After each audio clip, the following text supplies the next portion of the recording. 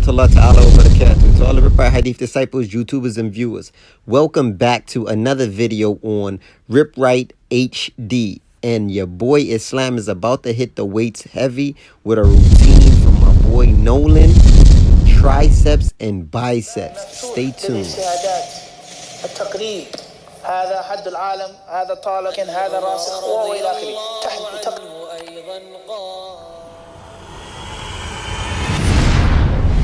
Question says, do you think it's appropriate for a person to have the N-word in his or her vocabulary? Well, my personal opinion, where that was the stipulation of the question, it depends on the person. It depends on the person. And once again, this is my personal opinion. Okay? It depends on the person.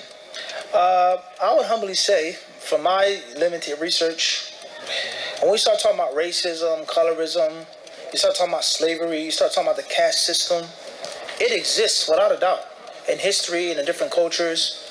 However, I think one of the biggest things that's ignored is the caste system.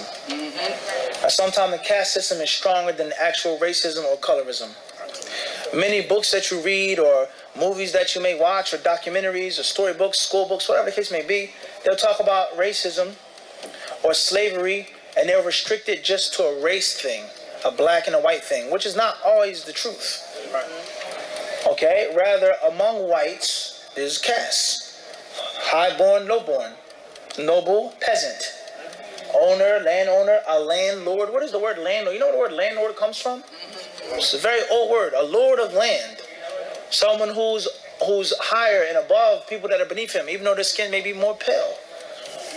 And also among people of color, whether it's people from the African continent, from Asia, South America, Central America, who have some type of color or whatever the case may be, whatever words you want to use, politically incorrect.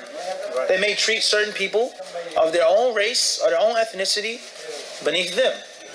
With regards to war, okay, the concept of superiority and inferiority. We're all of the same race, but because we won in a war, you're now my captive. And I now sell you to someone else.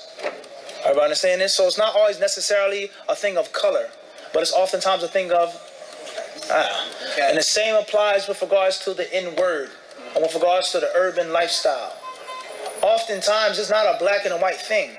You may find someone who's white, who's black, someone who's Hispanic, someone who comes from China, or my parents from Japan. He may, Bangladesh, he may say, yo, that's my, what's up? I don't know if we can say this on camera or not. That was the question. I don't know if we can say, we may not be able to say that on camera. What's important is, the person is not black, yet and still, how they were raised, where they were raised, who they were raised around, they have that type of lingo or that type of what? Culture. And then you may find someone who... So my bro came in late and caught up fast and hit the routine heavy with us and finished it off. Black, who comes from, let's say, for example, a wealthy family, or they lived in the suburbs, or they lived in the country, or whatever the case may be. All types of negative words, terms they use against them. You're this, you're that, you're so on and so forth. He may talk like, if you hear him, you think it's a white person. Right. Okay? You see him say, oh, I didn't know you were black. The guy, I didn't know you were black. I thought you were Caucasian on the application. On the phone, we can't hire you. It's a reality. It's true. Okay? So oftentimes it's based off of what? Where you come from. Exactly. Where you what? Where you come from. So someone who's from the inner city, black, white, yellow, or green, and someone who isn't from the inner city, white, black, yellow, or green. Everybody understand this? So I think, my humble opinion, Allahu Alam, first and foremost, it depends on the person, where you come from. It also depends on how you use it. And also depends on the assortment of the words that you know. If that's the only word that you know, the only vocabulary that you have, that's one thing. But if you do know other words, you can say other things, but just, it's reality. Everybody understand this? So that's my personal opinion. It depends. There's no one what. We're keeping it real, Sheikh. He said, son, huh? That's my humble opinion. Me personally, I think that a lot of people, they have a misconception of the word. Some people, no doubt, should not use the word.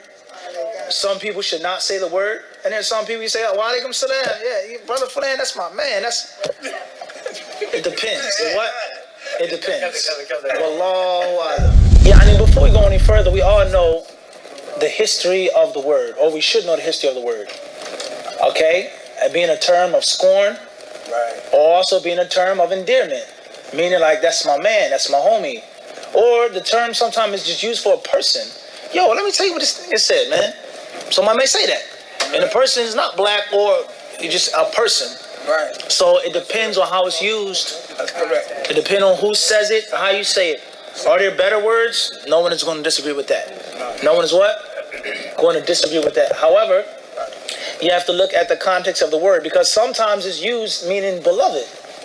That's correct. And sometimes it's used in a very derogatory, mean and base way. Everybody understand this? Yes. So that's important. The context, the place, who says it. Everybody understand this? Wallahu a'lam.